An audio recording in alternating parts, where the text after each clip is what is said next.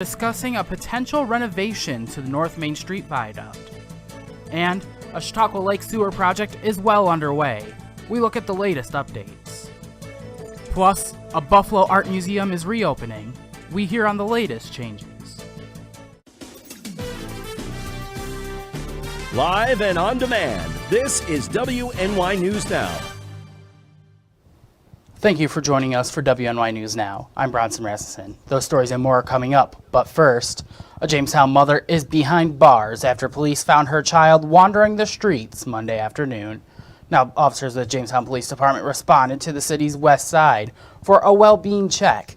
Now, a Good Samaritan had discovered a 3-year-old was wandering a very busy street without an adult around. Officers were able to secure the child and locate their mother, 32-year-old Brandy Height. After investigation, it was determined that the child was outside the residence for over an hour before the mother noticed. The 3-year-old was turned over to a family member while officers took Height into custody. She is charged with endangering the welfare of a child and is currently being held pending arraignment. A project over 10 years in the making, Jamestown lawmakers are considering renovating the North Main Street Viaduct. Multiple plans for the area have floated around for over 10 years now. However, officials want to take action soon for, quote, public safety reasons. Now, over the past year, the city of Jamestown has seen an increase in homeless individuals. Last summer, multiple complaints arose of people setting up in that space. Currently, officials are proposing a lighting system to be implemented underneath the bridge. Now, lighting options were proposed to cost around $100,000. That estimated was last year, however. Since then, prices have gone up and other conflicts have arisen. We kind of estimated up to $150,000. The project initially, we had estimated at $100,000, and given a whole year has passed, we also found that we had assumed that there was conduit in the bridge for the lighting, and there is not. So we expect that the cost of the lighting will increase. The original estimate for the lighting was a little over $32,000. Now, Councilwoman Marie Carua brought up the dwindling American Rescue Plan Act funds the city has left, stating that while massive projects that require the money remains, lighting up that small area should be at the bottom of the list of concerns. Previous plans for the area included public art, seating, street safety, and beautification. In other news, the city of Jamestown's 2023 financial audit will be delayed. Jamestown Mayor announced Monday night that the audit by Drescher and Malecki will be delayed this year due to the city of Jamestown not having a comptroller for most of the 2023 fiscal year. They have been slow to get the city's finances. However, this does work for the municipality, as the company they used to help with the audit, Drescher Malecki, are also delayed. They're telling us that the audit is going to be delayed, and they would rather do the audit knowing that we're completely done with the revenues and the expenditures, rather than start the testing now and have to go back and make potential additional changes. Now, the mayor does assure us that while the audit is behind, there will be no penalty costs. On Monday, a ribbon-cutting ceremony was held to celebrate the Chautauqua Lake West Side Sewer District extension. It also highlighted strides in extending the South and Center Chautauqua Lake Sewer. Our Hannah Crosley has more.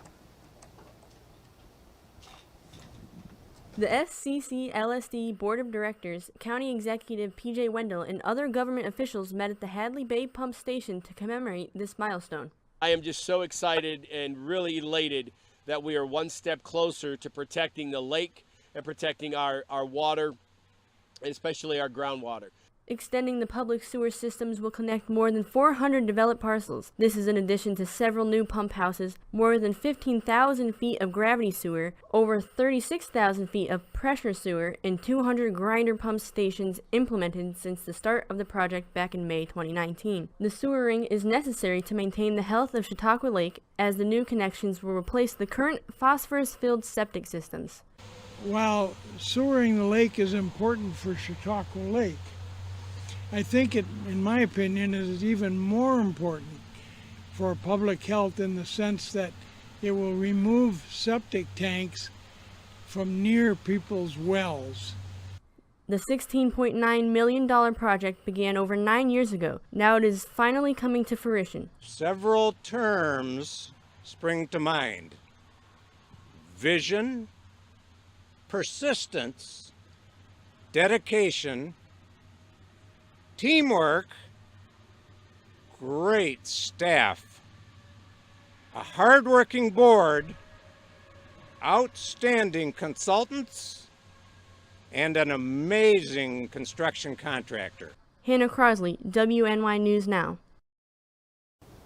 Now, phase 2 of the project is expected to begin in the 2024 fall season. Well, changing gears a little bit, we'll get a check of our first weather forecast with our chief forecaster, Andrew Stevenson. And I don't exactly see you, although it looks like you're over there. I am on the green wall, but I don't know why. Is he wearing a green suit? Not today, actually. No, I am not wearing a green suit today. So I don't know what's going on, but I am on the wall. But I'll just talk about what's going on. First defense Doppler radar right now. We got some sunshine out there right now, but we do have some clouds building in from the southwest. Even got some rain showers starting to pop up on radar. Clouds and showers will continue to build in from the southwest through the rest of the afternoon out there. Here's the almanac for today. Yesterday we made it to a high of 64 degrees in the city of Jamestown. Our low was 52. The record high for today 90, set back in 1956, and the record low 33, set back in 1979. We are actually about 10 degrees below average yesterday, and we'll be about the same thing today, below average, and that will continue through the rest of the week. So here's your first defense weather forecast through the rest of the afternoon out there. For today, clouds will be on increase through the afternoon, so enjoy the sunshine this morning because it's going away. Showers and a few isolated thunderstorms are possible through the later afternoon hours, mainly so across the southern tier of northwestern Pennsylvania, when a south wind of 9 to 11 miles per hour, and highs today will be in the mid to upper 60s. I'll have a look at that full forecast, including how much more rain is on the way, coming up in just a few minutes. All right, Andrew, we'll see you then. As WNY News Now continues, lawmakers in New York State are considering legislation to provide alerts for missing adults. And later, we look at a National Art Museum in Buffalo reopening. Stay with us, as WNY News Now will be right back.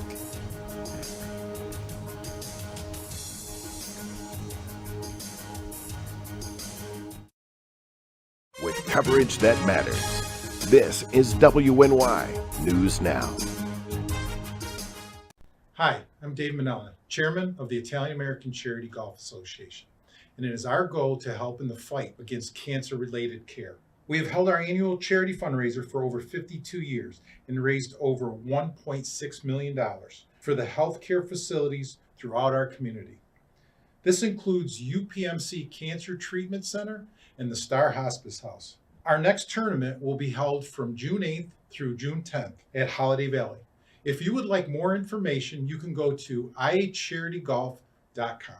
EagleZip.com is your local one-stop shop for all of your home and business computer needs. Located on Fluvan Avenue Extension, just outside of Jamestown, EagleZip.com sells and services all brands of desktops and laptops, as well as servers and network equipment for your business. All new computer sales include transferring your data from your old computer, plus a 2-year warranty. Call EagleZip.com today. Stop by EagleZip.com today and let us make computers easy for you.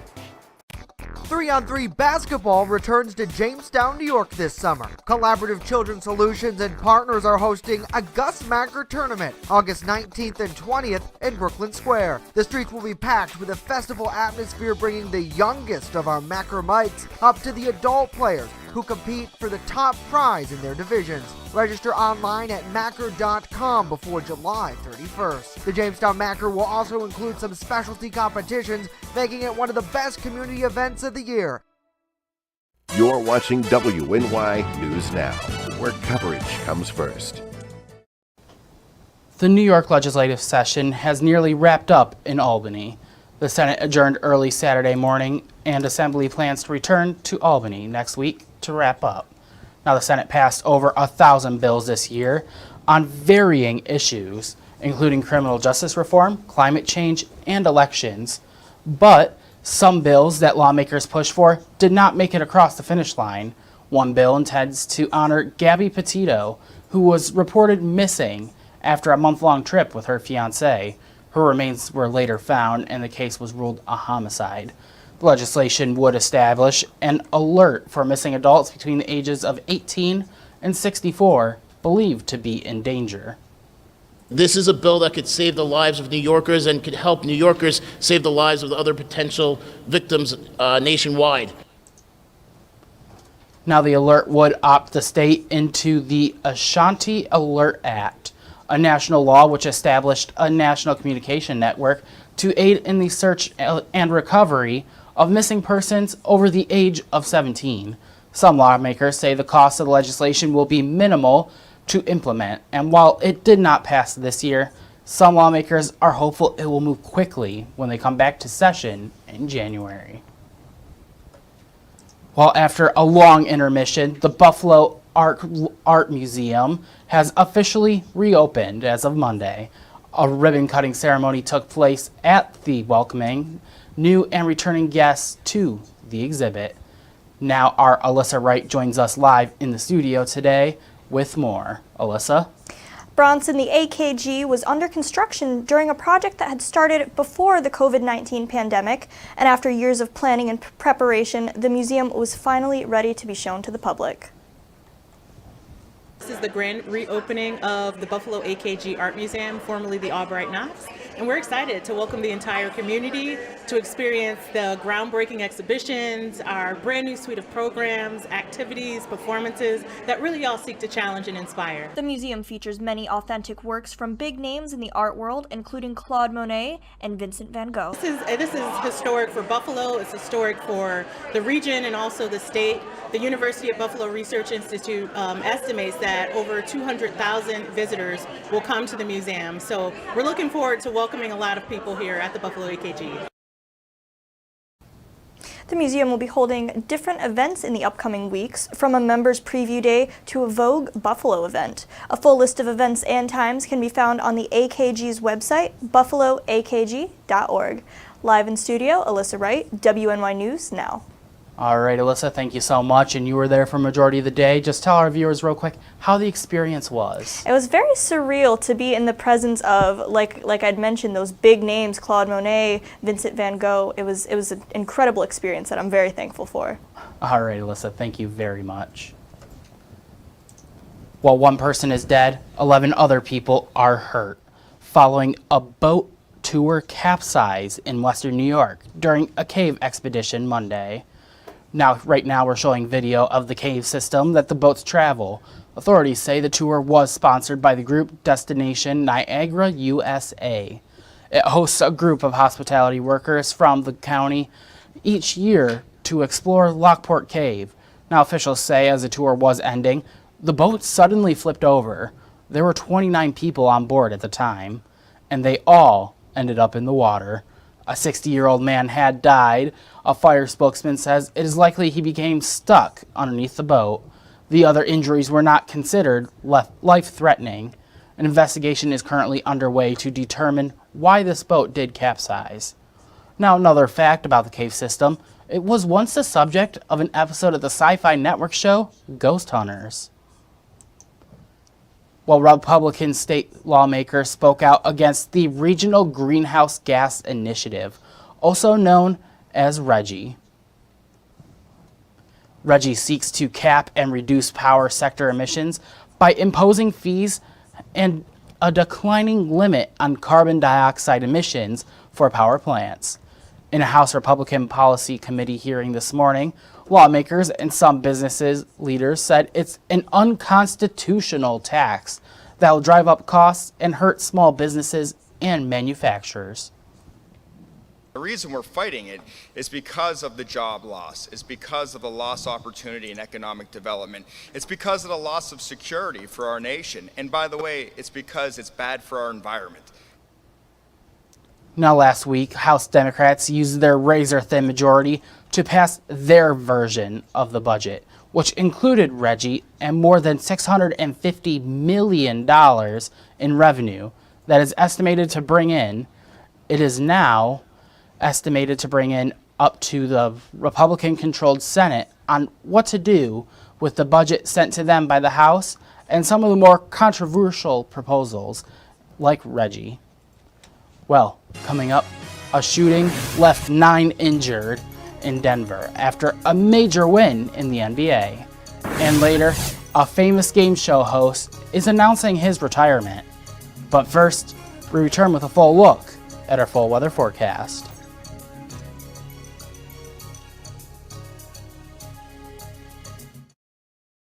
You're watching WNY News Now, where coverage comes first.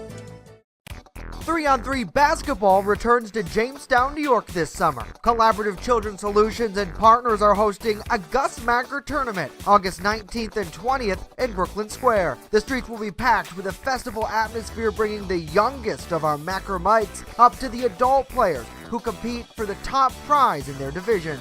Register online at Macker.com before July 31st. The Jamestown Macker will also include some specialty competitions, making it one of the best community events of the year. I don't think that many kids in my son's school even do it. He makes fun of his friend who vapes. He would never try it. She's into soccer. She's on the honor roll. She's just not the type. No way. No way. No way. No way, my kid would never vape. Get your head out of the cloud. Today, nearly 8,000 kids will start vaping. Maybe even yours. Learn about the dangers at talkaboutvaping.org.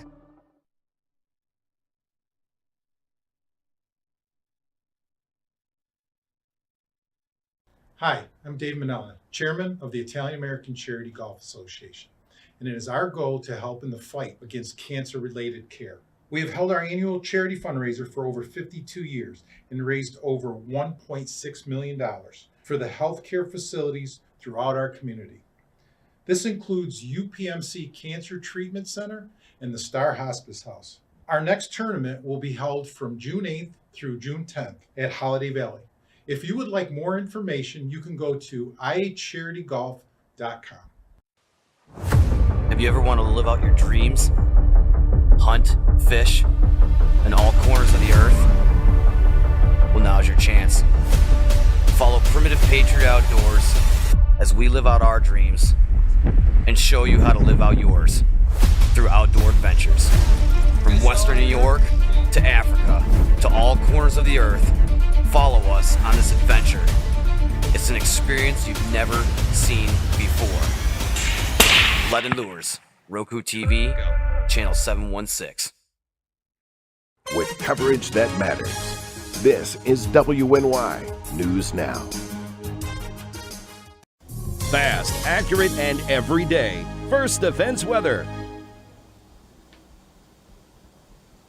Welcome back to WNY News Now. Not sure what's going on with the camera on the wall, so I'm in the weather office right now. Let's take a look at the current conditions in downtown Jamestown. Mostly cloudy skies. 59 degrees is the current temperature at the Jamestown Airport with a southwest wind of 8 miles per hour. Let's take a look at the rain chances. The rain chances will begin to increase later this afternoon and heading into the night, mainly focusing on the southern tier, the southwestern part of the southern tier, Chautauqua, Cattaraugus County, northwestern Pennsylvania overnight tonight. And then those rain chances will increase across the area heading into tomorrow, and most of the area tomorrow will get into some more widespread rain. But again, tonight will be mainly focusing on Chautauqua County and northwestern Pennsylvania.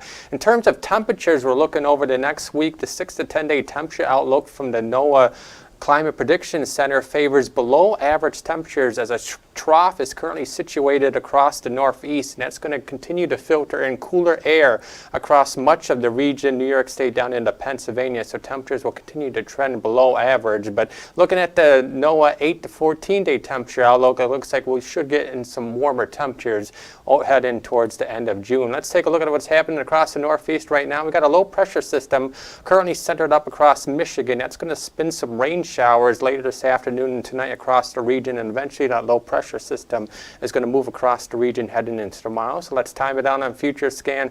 Partly sunny skies to start the afternoon, and then those clouds will increase and we'll get some rain showers to move across the region later this afternoon and evening. And those rain showers will pretty much continue through the night tonight, and then as you see, future scan is showing more of the widespread rain across an area headed into tomorrow. Maybe you get a couple rumbles of thunder tomorrow. If we do get any couple rumbles of thunder, it would more so be across the southern tier, and then we might get some breaks in the cloud cover later tomorrow afternoon, and then heading into tomorrow night, it would look like we'll go partly cloudy skies tomorrow night and through Thursday, and then heading into the day on Thursday, more so with scattered rain showers across the region. And now that extended forecast powered by Ultimate Satellite Solutions. So yeah, we got some showers in the forecast each day. That's much needed. Temperatures well below average, about 10 degrees below average through the week, with temperatures in the mid to upper 60s. But we should warm up a bit heading into the weekend with isolated chance for showers and more dry time, with temperatures generally in the low to mid 70s. All right, Andrew, thank you so much. Now for some headlines from around the nation.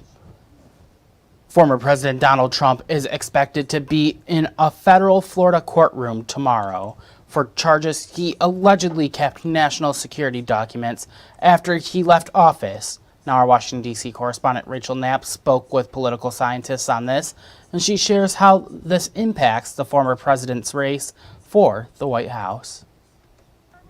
On Tuesday, former President Donald Trump will be in a Florida courtroom for his first appearance on charges he allegedly kept classified documents in his Florida home after he left office. The indictment says he also obstructed efforts for officials to retrieve them and made false statements. Even after this indictment was handed down, polls are showing the former president is the front-runner for the Republican presidential nomination. This is going to help him. People will rally behind him like members of the House have already done. Todd Belt, the director of political management with George Washington University, says support for the former president is strong, especially among House Republicans, because they don't want to be challenged in the primaries. Many of them are in districts where they're probably going to win if they are reelected, and their real only competition is if somebody who is more supportive of Trump comes along and knocks him off in the primary election. Belt says compared to previous presidential scandals, we are in a very different world. Back in times when we had scandals such as Watergate, members of the House could wait and afford to wait for all the details and evidence to come in. Today, we live in a world, and Donald Trump has shown us that you want to get out there and ahead of public opinion and try to really influence that court of public opinion through tweeting, through videos, and through public statements in the mass media. And certainly the members, particularly of the House, have taken that lesson to heart. Belt says in the long run, Trump knows these charges will help him at the ballot box rather than hurt him. He knows that whenever he's in the news, he's able to take bad news and turn it into good politics in a way no other politician has ever been able to do. In Washington, D.C., Rachel Knapp reporting. Now this will be the second courtroom appearance for the former president. Back in April, he was in a New York courtroom facing state charges where he was accused of allegedly falsified business records in connection to hush money payments to a porn star. Well, Denver police are investigating a shooting as the city celebrates its first NBA championship. Police say at least 9 people were hurt after a fight broke out and shots were fired. 3 people are in critical condition. A suspect was also shot. Right now, it is unclear if this incident is related to the celebrations after the Nuggets beat the Miami Heat to win its first championship in franchise history. Well, a big announcement about one of America's favorite game shows, Wheel of Fortune. Longtime host Pat Sajak tweeted on Monday he is stepping down as host when the 41st season of the show ends. The new season kicks off in September. Sajak is 76 years old. He began hosting the popular game show in 1981, first in daytime and then at night in 1983. Sajak wrote, quote, "It's been a wonderful ride, and you'll have more to say in the coming months." Now, to the bonus round. An executive with Sony Pictures Television said Sajak will work as a consultant on the show for 3 years after his hosting duties end. Well, next, we look at an Erie business that is creating their own bread.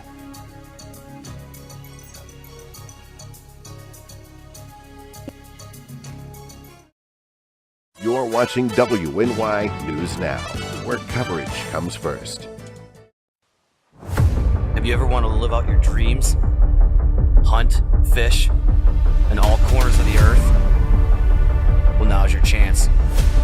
Follow Primitive Patriot Outdoors as we live out our dreams and show you how to live out yours through outdoor adventures. From Western New York to Africa to all corners of the earth, follow us on this adventure. It's an experience you've never seen before. Lead and Lures, Roku TV, Channel 716. Hi, I'm Dave Manella, Chairman of the Italian-American Charity Golf Association, and it is our goal to help in the fight against cancer-related care. We have held our annual charity fundraiser for over 52 years and raised over $1.6 million for the healthcare facilities throughout our community. This includes UPMC Cancer Treatment Center and the Star Hospice House. Our next tournament will be held from June 8th through June 10th at Holiday Valley. If you would like more information, you can go to ihcharitygolf.com. You're watching WNY News Now, your source for breaking news. Only 3 people are running a long-time Erie business, and they are now adding their own flavor. Erie News Now's Eva Mastrioni reports. This is the idea wall filled with possibilities coming from this trio. They are who keeps the Majestic Baking Company in Erie's Little Italy section in operation. Max Wazorek is the dough mixer. Fellow Mercyhurst Prep graduate Will Baldoff is the baker, overseeing everything that goes in and out of this oven, built in 1905. Then there's Cam. I'm the janitor and owner of the building. Cam Spader bought the longtime business in 2019, shortly after it went up for sale. I wanted to go for, sourdough, old world, traditional bread. None of them had prior bread making experience, but have taken a grassroots approach to producing specialty bread. So this is mint that I picked from my garden this morning. It was used to make a strawberry mint bread. A lot of trial and error, books, YouTube videos. Sourdough and whole wheat loaves are always on the menu, plus pinwheels filled with different varieties.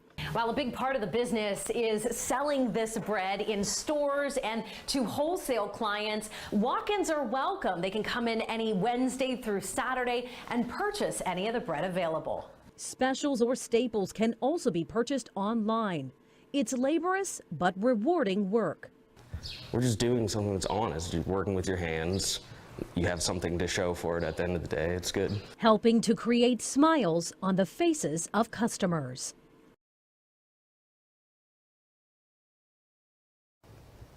Now these baked goods will be sold at the Leaf Market and this and other Saturdays in Erie's Frontier Park. Now bread, it seems interesting what they're adding to it. A little bit of mint, a little bit of strawberry. I don't know how it would taste. It probably smells good. I've smelled bread baking before, and it's like the best smell there is. It really is, and really with an oven from 1905 as well, like that's a little crazy to me, thinking that something like that could still work. Things like that kind of were built better back then. Nowadays you get an oven, and it probably breaks within the next month or so, probably. That is how it goes. Well, Andrew is alive and with us today, so we will be planning to get him on the wall tomorrow, but you never know how it goes. I was wearing green to begin with, and then I switched in between commercials. I knew you were wearing a green suit. But that's it for us today. We'll leave you with this live look over Stockel Lake.